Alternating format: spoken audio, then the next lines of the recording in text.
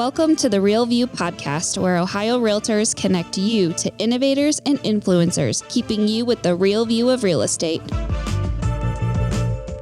Whether you're a broker, agent, first-time homebuyer, industry leader, or just happen to stumble upon our podcast today, you can expect to hear tips, tools, tricks, interesting information, and so much more from the experts in Ohio's real estate game.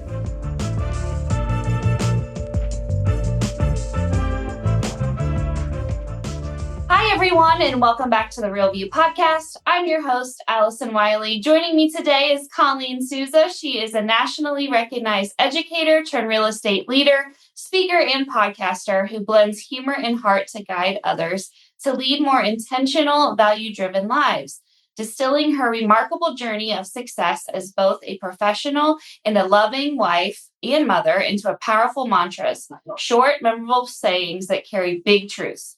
She offers practical wisdom and inspiration to help readers parent and live with courage. And she's here with us to tell us as realtors how we can be better, how we can infuse these mantras in our everyday life, and how it could really be a game changer for us. So, Colleen, welcome onto the show. I'm so happy to have you. Well, I am excited to be here. It's exciting to talk to other realtors. So I am a fellow realtor. I totally get the gig that you are doing. It is definitely a unique and intense career.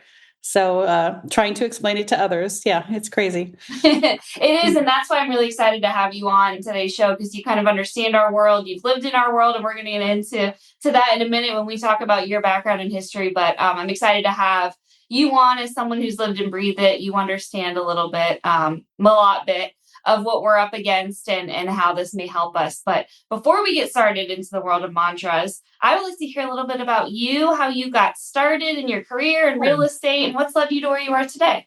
Okay. So I did, I think probably like more realtors than not, it's not my first career. It wasn't my first rodeo. I live here in the fabulous but absolutely insane state of California, just to give people a little bit of background. And I was a classroom teacher straight out of the chute in college. And I did classroom teaching from elementary school all the way to high school for almost 20 years. But in the background, I was supporting my husband, who was a realtor and then broker here in the state of California. And he had his own little, brokerage. And I would stay up at night and help him file papers and organize and get his calendar ready and make sure stuff was ready. He was into giving client gifts. I would make all that stuff. So I understood the business of what he was doing. But I was busy being a teacher. And when my two oldest were basically out of high school, and I have one that's much younger, we call her God's little sense of humor. I've been married to the same guy for 36 years. I was ready for some changes. And so he was also in a growth phase where he was like, I got to hire somebody to come alongside me. And I said, pick me. I've been a middle school teacher for a long time. I've done my career duty. It is time to jump on board with something new and expand that. So I did that. And that was 16 years ago. And I did that with the intent to just be his assistant and to write a book I always wanted to write, because I'd already been putting pieces together. But what happened is I hung out with him to understand the role even more of what he was doing, going out on appointments, just meeting people. And I fell in love with it very quickly, because I realized that what he was doing was just empowering people to make great choices in their life for the money that they had saved, to work with their families. And he would laugh at me. He'd say, how come I've been doing this for years and nobody hugs me? But at the end of a single showing, you are holding the kids, you are giving high fives. And I said, it's just because I'm more lovable. And so he kept telling me, you should get your license. And one day I realized it was just teaching people how to make those big decisions in their life. So I said, I want to do it. That was a little over 15 years ago, and I haven't looked back. So I've been doing that ever since. We have worked at a couple of different brokerages. He blended with RE/MAX there for a while. We were, what are all the things they have? The Chairman's, Hall of Fame, Lifetime. We did a lot of production. And then we moved over to EXP 7 years ago, continued to do that. They call it Icon with EXP. We've sold about $300 million in real estate. And we're in the Central Valley of California. That may sound simple. We're not in the big cities where all properties are over $1 million. We're in the little valley where homes are that average $300,000 to $400,000. We've just sold a lot of homes, and we've done that by taking care of people.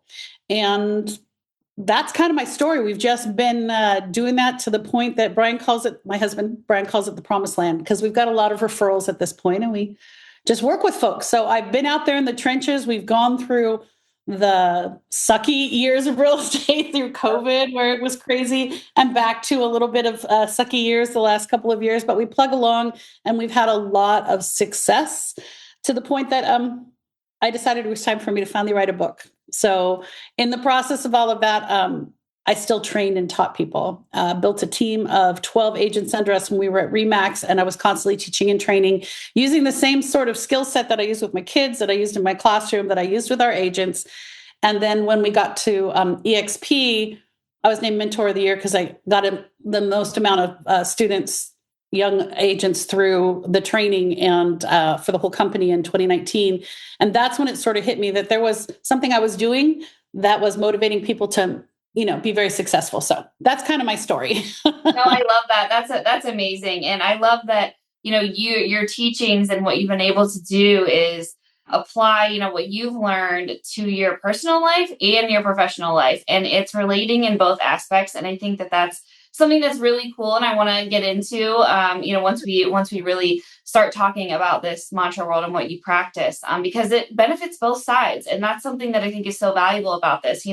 This podcast, and we often talk about how to grow your business and what's going on in real estate, how to survive, those ups and downs of the industry. Absolutely. Explained, but so much of that too, being a good realtor, depends on how you're showing up, and that's your personal life, and that's those relationships, and how you're functioning, when you're not being a realtor. But we're going to get into all of that. But Sure. I kind of want to hear more about your book. And you told us kind of the background story and all that. Here it is. It's called Living by the Mantras, Common Sense Wisdom for an Extraordinary Life. And I'm just generally one of those people that thinks there's not a lot of common sense out there, because really what it is, people hear mantras and they think that it's something, very Eastern, mystical, whatever. And yeah. It's not. I'm going to tell you what they are in the world of Sousa so that they will make sense to everybody else's world. And that is, they're just repeated sayings, statements, quotes, verses, whatever it is, that are repeated over and over and over again with meaning. For our household, we attach them to values. So I realized I was first really using them when I was raising my kids, and then I transferred very quickly to my classroom. But then I found myself putting them on pieces of paper to motivate agents. That's when I realized they were transferable. But it's things like, in our household, and it has a backstory, rule number one is keep your pants on. And keep your pants on was about making good choices, because our oldest, who is now 32, would just, he would stress out as a little kid, and he'd just sit in his car seat and he'd just grab his shorts. And I'd say, dude, keep your pants on. It's a simple choice to make. Do you want French fries or do you want to have a taco? He would stress out about everything when he was little. He has grown out of it, but it became this phrase of, keep your pants on it and think, what choice do you want to make? It could be any phrase that works for that for you, but the most important piece is it's about the value of quality choices. And, number two is if it's wet and not yours, don't touch it. That's rule number two in our house. And it's a silly one, but it's really about self-control. We want to go for that crazy thing, and we don't have a lot of self-control, and I'm like, no, it's not yours, don't touch it. That became kind of a joke in our house, which attached itself to the concept of have self-control. So then I would say things like, is it wet? Is it yours? You can touch it? And then that just meant something to my kids. And I can say that it meant something to my students. And then I would even use that or another one similar to it to teach the importance of self-control, because there has to be a heck of a lot of it being a realtor, because you want to lose your mind when people are asking stupid questions. And then, or other realtors, not to offend anyone, ask you something you've already put on the MLS, and they should be able to see it. And you're like, self-control. I don't need to get upset over this. All of those sorts of things. So that's what the book is all about. It's 21 of those, with the concept behind them being, it's overcoming obstacles, having no regrets, how we treat others, being intentional, having integrity, lifelong success. One of my favorites is the triple win. That's a really big one, because in real estate, that is one super transferable one, because we want to win as the agent who either brings. Here in California, we have the listing agent, and the selling agent is what the term is here. And then you have your clients, and you want everybody in the circle to win. Everybody needs to be happy at the end. It needs to be a triple, sometimes quadruple win. So it's things like that. And all these whatever phrase it is that can stick in your mind as your mantra that helps you remember these things are important. So that's kind of where it comes from. No, I love that. I think that's so cool. How did you first start using them? I mean, was there a point in time when you realized you were doing it, and how did that really catch on for you and in your own personal practice to be able to start using those on a regular basis, and kind of what was the backstory behind, Sure. finding that out and putting them into play? That's a really fine question. I think the keep your pants on became a big one for my husband and I when our son was really little, Yeah. because we would constantly have to tell him that and realize it's always when he has to choose, he gets so stressed out, right? So then we're like, okay, buddy, when we say this, we're telling you, think about your choices. And then I'm a quotes kind of person. If I could flip my camera around in my little office studio out here, I have a wall I made of, they happen to be all pictures of my family that I've turned into quotes and stuff. I'm just a quote girl. I like to be reminded life is busy. Life in this profession is chaos. Cause I get here's one that's not in the book: wake up, dress up, show up. Yeah. Because you can get up on a Wednesday morning and think you really don't have to see any clients today. There's nothing going on. But that house popped on the market and that client has to see it right now or they're going to die. So it's one of those kinds of careers. And so you have to always be prepared. So I began to realize that I had little phrases and things that were going on in my world that helped me get in a mindset, really values mindset.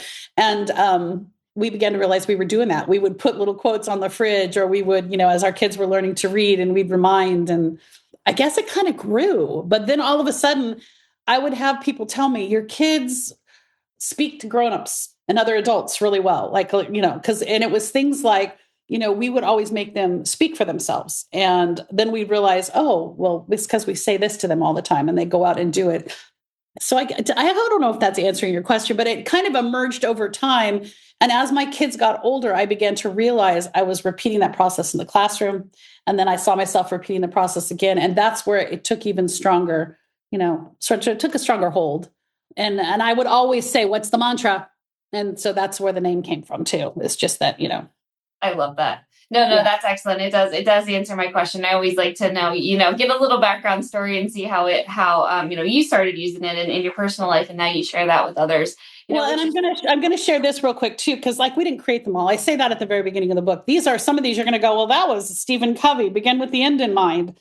But anytime my kids would have like a history day project, or we were taking on a new whole whatever it was, my husband would say, don't forget, begin with the end in mind. And that was about having a vision for the future, or a vision of what something was going to turn out like. So we happily stole them where they worked for us, because there are great words of great people out there. I'm not pretending that we created all of them. But I think that's something you do. You can begin to realize, oh, I do live by a certain set of ideas all the time. You do. And the repetition of that, it really puts you into that mindset. And you mentioned mindset a minute ago. Talk to us about just the importance of mindset, how to create that, how to curate that in our everyday lives, and how that kind of shows up in who we're presenting ourselves to be in our businesses, in our homes, kids. What's the importance of that mindset, and how do your mantras kind of help enforce that positive mindset? I would say it's the a number one key, whatever you want to call it, because you have to have your head in the game, if you will. Here I am with another phrase, but you have to have your head in the right place. And a large portion of that is how you start your day. And we all have our habits. We all have our things we do.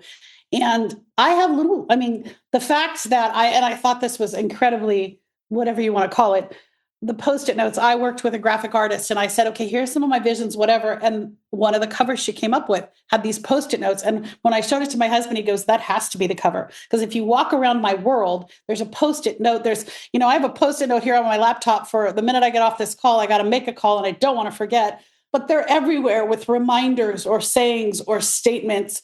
Sometimes I use a dry erase on the mirror, wipes right off, right? I have my youngest have it on her rear view mirror, and it tells her to be nice because she's a wicked driver. Sweetest thing till she gets behind the wheel. So I made her write be nice on her rear view mirror, because our mindsets have to shift, and we have to think about when we get into a good one or a bad one.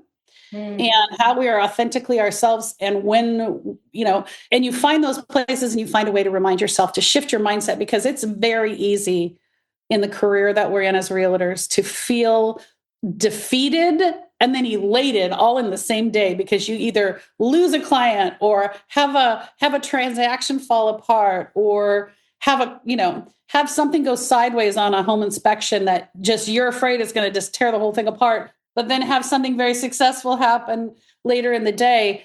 And how we keep ourselves balanced has to be where we remind ourselves of those things. And so you have to identify which things do you struggle with the most. Do you struggle with the minute an obstacle comes up, you shut down? Well, then you need to find those phrases or those things that shift your mindset to remembering that overcoming obstacles. And that's like one of my chapters.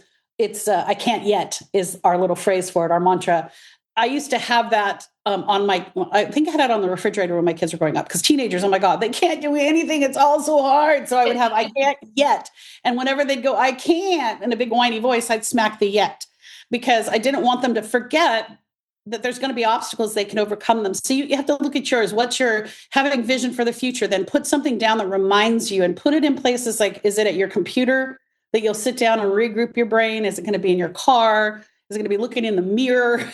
Put it on a mug. I mean, I have stuff everywhere, because I think we have to constantly remind ourselves to shift back into that positive place. Because if we're not there, others, it's going to, especially in real estate, it's going to affect our work. It will. It will. If you're not showing up in that right headspace, especially working with clients, I say this all the time. Consumers are so smart now. They're so tuned in, and they're going to be able to smell it on you. If you are not in that right mindset, they're going to sniff that out and say, you know what? Yeah, this my realtor, though, I met with today, is not confident. They're not in the right headspace. I don't know where they were. They're going to know, and it's going to be obvious. Well, and I think it's important too, because we can put all of our energy into being the very best realtor, and we stay right where we need to be. Then we go home, and where does that happen? Well, if you have a family, sometimes then all the negative that you've been holding back all day oozes all over them, Yes. for lack of a better term. Or even if you're single and you don't have a family, it oozes into your how you spend your evening. Instead of taking a walk or going to the gym or doing something positive, you end up just cramming crap food down your face and watching some old Netflix rerun thing, just because you're feeling sorry for yourself, and you don't want to do anything that's positive for you. So finding a way to have a mindset that says, okay, that's part of what I deal with. That is not me. And that's so important. It's so important. Can't say that enough. It really, truly is. No, it really is.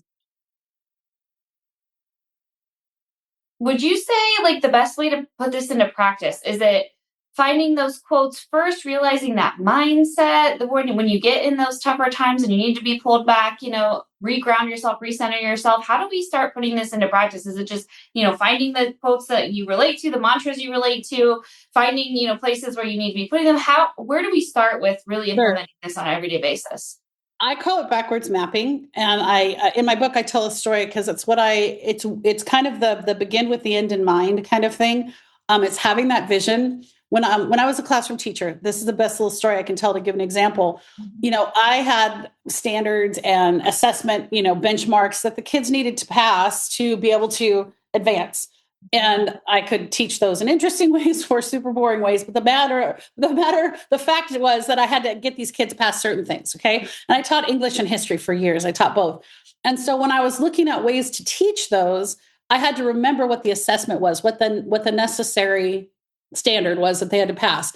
From there, I could go backwards to do whatever I wanted and make that interesting, hopefully, to most students. I say that, and then I bring it to your question, and that is, what's really important are the common sense wisdom values that are embedded with the mantras. And so what I would do is take time to do a little self-evaluation and figure out what it is that you are strongest in, celebrate those, but also make a list of, okay, well, I know I tend to be negative and I need to deal with the obstacles, and I tend to do what everybody else tells me to do, or try to do my social media personality. I need to be more authentic. Maybe it's that you need to have a little less fear. Name the things that you think are the most important that you should really challenge yourself with, and also make a list of ones you're good at, and then find things that represent that to you. Okay. So in our family, lifelong learning, I tell this to my kids, I tell this to my agents, it's important in real estate. So my husband and I've been doing this together 25 years, 30 years, if you combine our years. And we are really, really good at it. We know what to say. We have our listing presentation down. I know how to meet with a buyer for the first time. If it's a warm lead, I know how to deal with it. If it's a cold lead, I know how to do all of that. But that doesn't mean that I shouldn't sit in on some workshops. I shouldn't get online and watch in NEXP. We happen to have the world that I can go into and go to classes. I try to once a week, and I do it because I figure I'm going to, and every once in a while I'm like, that was a nugget I never tried before. And so I blend it into what I do. And so for me, the lifelong learning is be radically open-minded because I want to keep my head open.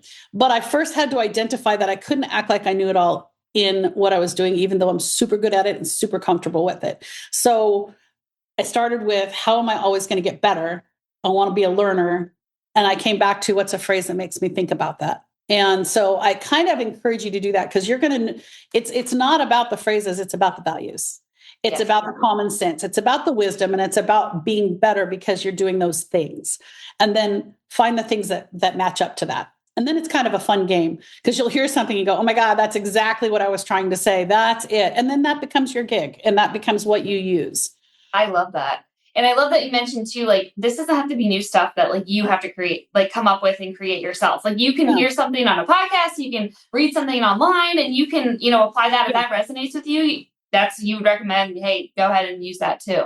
Oh yeah, absolutely. Absolutely. And it can be, it can be anything. Oh my gosh, it can be just anything. Yeah. And it's fun when someone's done something and you're like, oh, no, I'm stealing that. I tell people all the time, that has officially been stolen, because totally okay. We're okay with stealing, borrowing, getting inspiration, all the things. Exactly. Right? Exactly. Oh, I love it. And you mentioned that's creating that value, right? And aligning it with the values that, you practice and use in your everyday life. I want to talk about values for a minute. Values and habits, right? This is essentially kind of what you're saying, like we're cultivating here, is those values and those habits. You mentioned that values and habits matter more than talent. And I thought that was a super interesting phrase. Talk to us a little bit about why values and habits matter more than talent. And I have I'm trying to remember, I think it might be, after a while, it's a 21 chapter book. And I'm like, oh, which one was that? But I talk about that throughout the book, really, because there's so many times you can think of people who are famous and known in history for something they developed, invented, created. And obviously they had some talent in the area they were working in, or they wouldn't have been in there in the first place. Because we have another phrase in our family that comes from my daughter, who's now 29, and that is, do what makes your heart sing. And if you do, it's that whole idea, you don't work a day in your life. So obviously there was something that they loved about what they were doing, or had a skill or a passion, but they weren't necessarily the smartest. They weren't necessarily the fastest, but they were the most diligent, and they never gave up. And I think that's a big part of it. You can read stories of Olympians, you can read stories of inventors. And, I like the J.K. Rowling story and Harry Potter, because my kids were all into that. She was rejected and she was on welfare, and she's not the best writer that ever wrote on the planet. She's a very good one, and she's a super creative one. And I love her work. But the bottom line was, she was determined and she was tenacious. And therefore, her books have become what they are, and her world has become what it is, and our world has become what it is, because she had the strength of character to not give up. And I think that's a large part of anything you endeavor in life. But when you're working in sales, when you're working in real estate, you have to have a tenacious spirit, because you're going to have months where you feel like, man, I got 3 new clients this month, and every open house I ran, I met somebody, and this was awesome, and I'm rolling. And then you don't. And so do you give up because it gets more challenging? No, you just think about what things work the best, and you get yourself back out there, and you just continue to build, because it's the person who didn't give up. Yep. The person who didn't give up. My husband, when he came into the world of real estate 20 something years ago, saw the future of technology in real estate. And we're in a little, in the Central Valley of California, a little ag community, old boys network. They all told him he was crazy. He wasn't going to survive. And he had all these older realtors just telling him, to stop. And even then, when he came on board to Remax, they're like, we don't do e-sign, digital, whatever you're talking about. And he's like, well, and he'd already become a producer on his own. But they were recruiting him. And he's like, well, if you're going to bring me on board, you're going to have to trust me on this. And they did. And soon the entire company was e-signing stuff. And he had vision and tenacity when people said, that's dumb. Crazy. And so I want to say that to you because you can become super successful in what you're doing if you believe in it and if you can bring people on board with you and if you don't give up.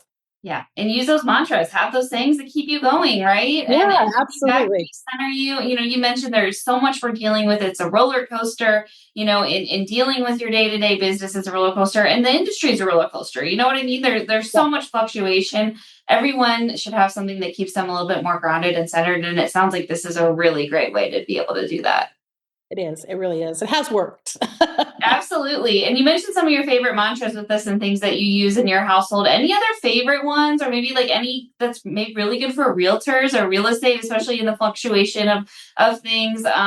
You There's gave some so really good many of ones. them, but Yeah.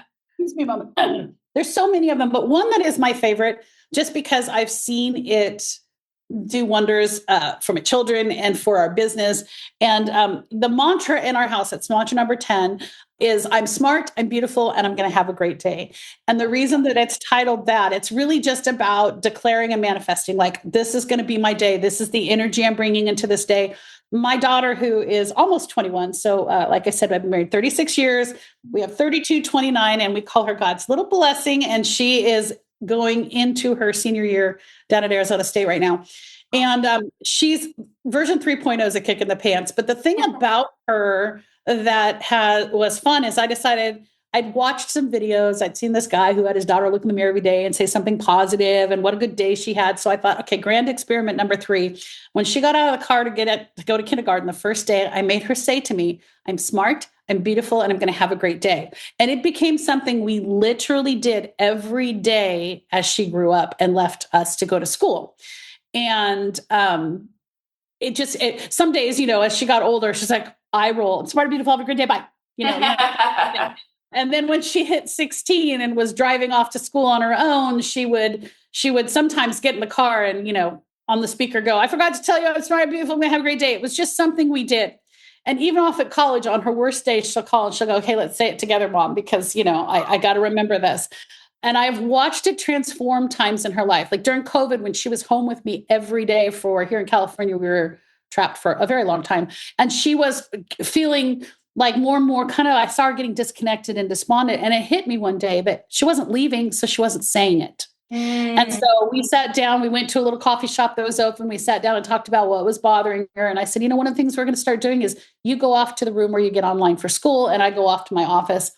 When you walk away from me, you have to say it. And I'm not kidding you. Within weeks, I saw this more positive attitude, because it's just that moment that you take to believe in yourself, that you take to give yourself encouraging words. It affects the way you think. And so, obviously, I'm not going to expect something that my husband will laugh. He won't say I'm smart and beautiful and I'm going to have a great day. But he will look in the mirror when he's discouraged and he'll say, I got this. I'm the best. I'm the most handsome guy in the room, and everyone's going to love me. I don't care what the phrase is, but the more you do it, the more consistently you do it, it truly affects us. And the more energy we bring into our real estate career, the more we're going to get back from it. And that's just the bottom line. Like if we walk into any appointment, my husband and I notice it. We have our little dog and pony show down, our listing appointment down. We've been doing it for years together, and we don't even have to think. But if we walk in there mindlessly versus taking a moment in the car before we go in, giving each other a high five and saying, we've got this, we're the best agent for the job, let's go get this one. There's a difference in the presentation, and there's always a difference in the energy that's received back. So that one, I think, is a super important one, because we face new people, new situations, and new clients all the time. And we have to just believe in us as we walk into it. That's so powerful. And there's actually scientific backed research that is backing all of this up, right? There's actually been research done on this that says when you are, manifesting, when you are, putting this out into the universe, that it does trigger your brain to start thinking and operating in that way. And it is pulling that to you by saying that, which is really cool. It is. And I talk a little bit about that in the book. I talk about the reticular activator and how that all works in your brain. Yeah. And it really does make a difference. So there's one that I would say, along with everything else, really gets you going all the time. No, it's so true. Well, I want to thank you again so much, Colleen, for joining me today, for sharing a little bit of your wisdom and your positive energy and mindset and mentality. This was really wonderful. I know I am going to go write down some notes to myself to start saying every day too, because great advice, great wisdom and knowledge. So I want to thank you so much for joining me and for your time here today and for sharing this with us. And the book, if you are interested in the book, it's out on Amazon, livingbythemantras.com. Being a busy realtor, it's in audio. And I actually read it because I think that you could poke your eyes out after 10 minutes of a book that's being nonfiction book that's being read by someone that doesn't know it. That's my gig. It's like, I love it when they're read by the authors because you know when to get excited and when not to. It's out there available on Audible. It's available in ebook. It's available paperback and hardback. But I do encourage it. It's just a great place to start. And thank you so much for letting me share because the future is bright. I'm looking forward to an incredible 2026. It's going to be a great year, especially when we're saying those mantras and creating that positive mindset. Absolutely. Absolutely. All right. Thanks again, Colleen. And to all of our listeners, thank you guys so much for tuning in. We'll be back with you next week. Talk to you then. Thank you for listening to The Real View. That wraps up today's episode. You can keep up with the latest on the podcast at ohiorealtors.org/therealview and on Apple or Google Podcasts, Spotify, or wherever you listen. Have questions, comments, or suggestions? We want to hear from you. Email us at podcast@ohiorealtors.org. We'll see you next time.